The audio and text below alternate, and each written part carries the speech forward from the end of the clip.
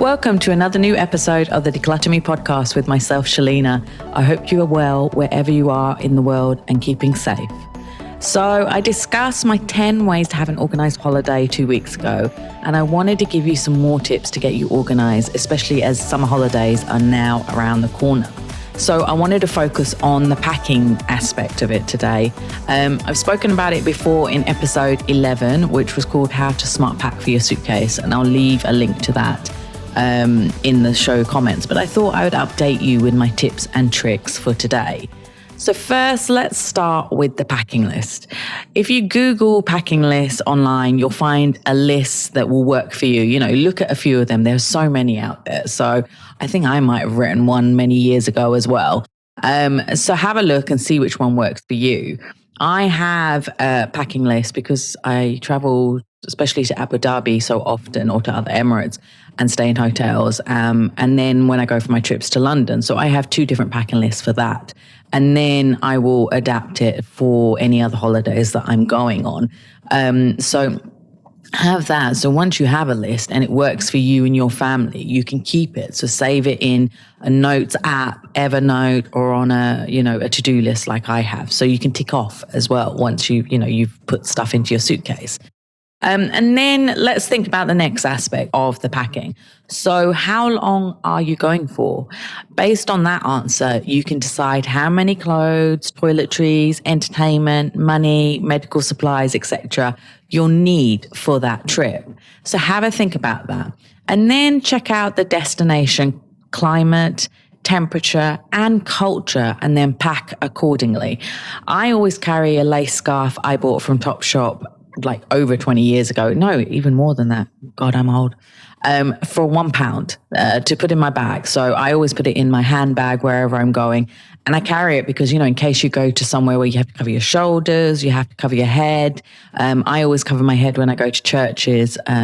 It's just a thing that I do, or to mosques or anywhere else. So I have it to just, and it's also good, when it gets too hot and it's burning your shoulders and stuff. So carry something light like that to wear when you need to, whenever you go to somewhere culturally where you have to cover up. And I also start assembling items that I want to take with me onto one empty shelf in my wardrobe. So that helps me to alleviate the anxiety, of packing. I am not a last minute packer. And when I have had to do it, I end up forgetting things, and it really shakes me. And like, I've forgotten medicine, which is important for me as well. So for me, even though I have packing lists and I am very organized, I still will start putting things onto a wardrobe for the trips. So especially things that when I'm going back to London, my parents will ask me to get things for them from here. So I put them onto the shelf ready to then just put into the suitcase when ready. So that's my way of packing and removing the anxiousness of packing. You might have different ways, and packing lists are very helpful in that way, that if you have to do it the day before you're flying or a few hours before flying, using a packing list is very helpful. There are different ways to pack your suitcase. And if you're going for a long holiday and have lots of clothes or big bulky items, so say like when we went to Iceland, it was summer, but it was still cold, and we were going to have lots of layers. So my friend who I went with, she vacuum packed everything. I use packing cubes and pack less stuff. But yeah, vacuum pack is a great way to go, especially if you're going for a long way, a long time, and you have a lot of clothes. And make sure you label each bag. You can use a Sharpie, or you can use a label machine and label it so that you know what's in each bag.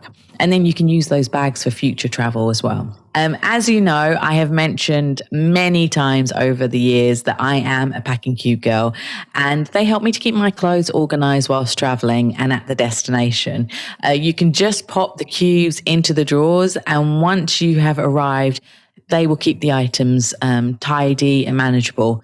I also label the cubes so it's easy to find what I want quickly.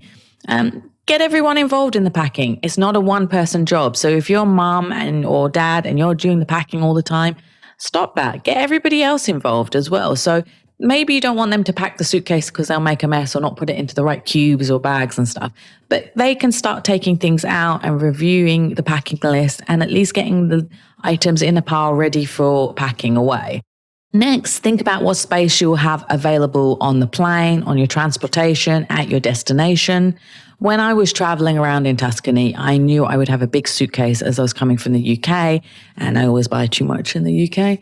So I had to get a hire car that was big enough to fit my suitcase safely. So I couldn't get a tiny little Fiat Cinquanta, whatever that little Fiat was, the very cute one. I had to get something bigger, and they ended up giving me a Volkswagen, which I wasn't happy about because I wanted something Italian. I wanted an Alfa. They gave me a Volkswagen. Anyway, I digress. So think about that, and also think about where you're going. So when we traveled around Iceland, we had to have smaller suitcases and bags. And because we had a smaller car and we were going to different places, we were staying on farms and Airbnbs while we were there. So we had to think about that and carrying stuff. So we had an extra bag to put clothes every night to put into this bag. And then we didn't have to take the suitcase out if there wasn't enough room in the house, especially in these farmhouses. So think about that as well. And as we're talking about suitcases, buy a lightweight, colorful suitcase to keep the kilos down. I've had my same purple Samsonite set with me for over 10 years, and they've been my savior whilst traveling. They're incredibly lightweight. They're big inside. They have had no issues.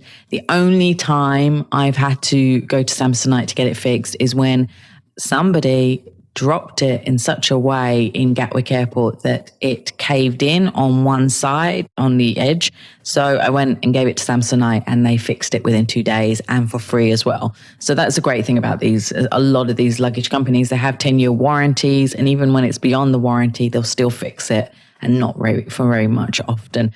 So invest in good suitcases and make sure they're lightweight as well, because that means then you can put more stuff in your suitcase because you have more kilos to use up.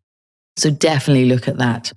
Now, if you want to keep your clothes fresh, drop some essential oil onto your packing cubes, or a laundry bag is a good idea. So it makes sure your clothes are not smelly in the laundry bag.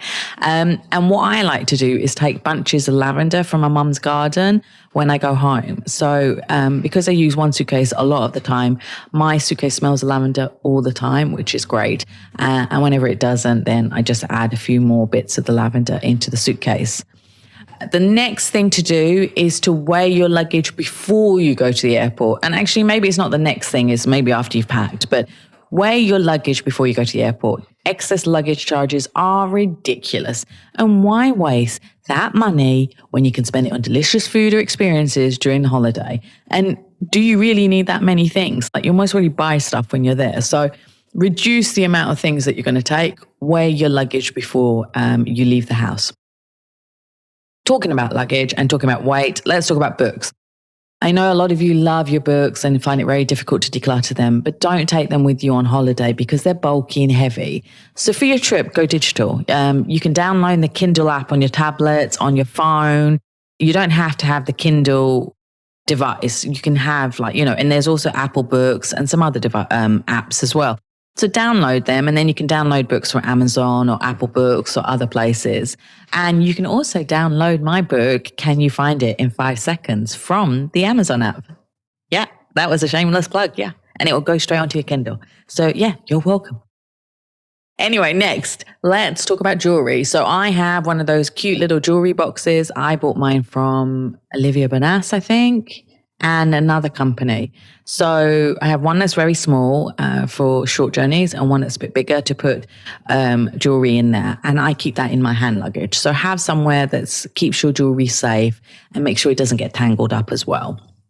When packing shoes, make sure they are comfortable and suitable for your destination. So you don't need to take millions of pairs of shoes. Take ones which are versatile and can be used for various places. If you're going on a city break and you're going to be walking a lot, make sure you have comfortable shoes, flip-flops, or something that you can wear. And also, if you can wear them when you go for dinner as well, that's great as well. So have a look at your shoe. And, because they're so bulky as well, so they'll take up loads of room in your suitcase. So take ones that are not so bulky. With toiletries, I tend to take travel-size bottles of my favorite items. Or if I'm going to an Airbnb or a Riad or someone's house, I'll take hotel toiletries that I've taken from before. So that's always in my toiletries bag. And to be honest, my toiletries bag is pretty organized because I use the same ones for all my destinations. So Might just take a bit more toiletry stuff if I'm going on a longer holiday. And I've used the same toiletries bag from Muji for over 10 years as it's so organized and versatile. So get one that you love and you can enjoy whilst you're on holiday, and keep that bag with the stuff inside. I have a separate bag for medicine and then one for the toiletries. I have a little one for makeup because I don't carry that much makeup with me. Also take a tweezer with you. It is so vital for pulling stray hairs, splints, sea anemone stingers, which I got when I was in Zanzibar on the first hour I got to the hotel. Trust me when I say I have regretted not packing one at a time, at that time. I now have a travel size one, which goes with me everywhere. So get that. Like it's a savior. You won't believe how many times you need tweezers for weird and wonderful things. Next, let's talk about cables and wires. So you're going to need them for your phone, your watch, your iPad, your computer. I have a proper bag now to hold all the wires and plugs because I traveled so much. So I got that from Amazon. You can also use a makeup bag or a pouch, whatever is suitable for you, even a Ziploc bag. You don't have to spend lots of money on it. So get that and put the wires in them, and then you can label them, and you can use cable ties as well. And also I carry Post-it notes with me because when you go to hotels, there's always a bright red light from the TV screen or the clock that they have in there. If you can't reach and unplug it, there's just too much things, LED lights everywhere. And it really irritates me because I can't sleep when there's these lights. So I like to get Post-it notes and put them over the lights. So you could do that as well. You're welcome. Yep. I am that anal. Yep. I hate those lights. If you're traveling with kids, don't forget to pack the snacks and toys for your kids. Use a divided box with lots of finger food so they can get the food and you can give it to them when they're getting hangry on the plane and they're bored of watching the iPads or the TV screens. So make sure you have enough food for them. Maybe pack that like the night before, the day before, so that's all ready and packed away, and put it in your hand luggage. There's no good having it in your suitcase. Pack all your paperwork and documentation in a travel wallet or a Ziploc bag, and keep everything together in your hand luggage for safety as well. Also make sure that your passports are not out of date, which I mentioned last time, but check again.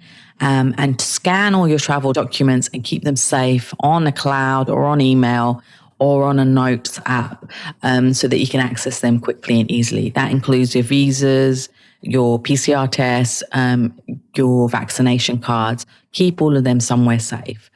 Ensure that all the important numbers, including, your insurance, your medical, your next of kin, are all on your phone. And also, on the iPhones, they have the health app. So add your health information on there in case of emergency, because people can access that from your phone in case you say collapse or something, and they can find out what your allergies are, what medication you're on, your heart information as well. So update that before you travel. Talking about your phones, check your mobile phone provider fees for using your phone abroad. I have a UAE and UK number, and depending on the countries, it can be extortionate. So if it is expensive, I get a SIM card in the country. I usually get a SIM card for the data mostly, and then keep my WhatsApp number so that people can contact me everywhere. So I don't change the WhatsApp number. I keep it to whatever I use on my phone all the time. And so, make sure you do all of those. Those are really, really important, in case of emergency. And as we talked before about travel insurance in the last episode, remember to get that. It's so important to get that. You don't know what's going to happen. And I want you to keep safe wherever you are on holiday. Finally, my final tip is don't forget your headphones. If they're wireless, noise cancelling ones, charge them before you leave.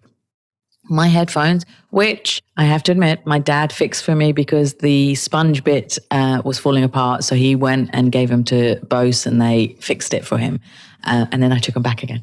But they are the best thing I have spent money on. They're over 10 years old. But I use them to cancel out the noise of kids, cancel out the noise of family if I'm with them, and to watch movies and TV on the flights. And if you fly with Emirates, Emirates is one of the best airlines in the world. And I am very lucky that I get to fly Emirates most of the time from Dubai. But as soon as you sit down, you can click on the button on the screen. You don't even click on a button. You press on the screen and you go to the movies, or you press entertainment, because it's I system. So it's information, something, entertainment. Click on the E. Then you click on the movies and you scroll, choose the movie you want to watch, and then you start watching the movie. So people are still getting on the plane and you started watching 1 or 3 movies on the way to the UK. Or if you're going to America, then you can watch about 10. But you don't have to wait until you're level up in the sky like you do with British Airways and Virgin and other UK carriers. You're the worst. That's why I don't fly with you, because I can't watch movies immediately. I have to wait and watch other passengers being annoying.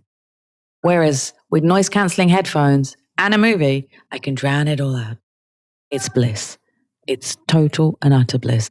All airlines should have this. It's for your sanity and for our sanity. But anyway, noise cancelling headphones, buy them. They're the best things ever. Now, you don't have to get expensive ones. You can get cheaper ones. There are so many out there. And the Apple headphones, EarPods, are noise cancelling. And they're also supposed to work with these systems, but they don't very often. So, it didn't work for me. So I have my Bose ones. But yeah, get them. Trust me, it's worth every penny or dirham. Anyway, so that's my top tips for the packing element of your holiday. I hope you have a lovely holiday wherever you are going, and let me know what your favorite tips for getting organized for your holiday are. Leave them in the comment box so I know. If you'd want to get more tips and advice, follow me on Declutter Me on Twitter, Facebook, Instagram, TikTok. Anyway, just follow me at DECLUTTRME. And if you don't want to miss the next weekly episode, you can subscribe to Declutter Me podcast on all your favorite podcast players. And thank you so much for listening. As always, I hope you enjoyed it, and I'll speak to you soon. Take care. Bye.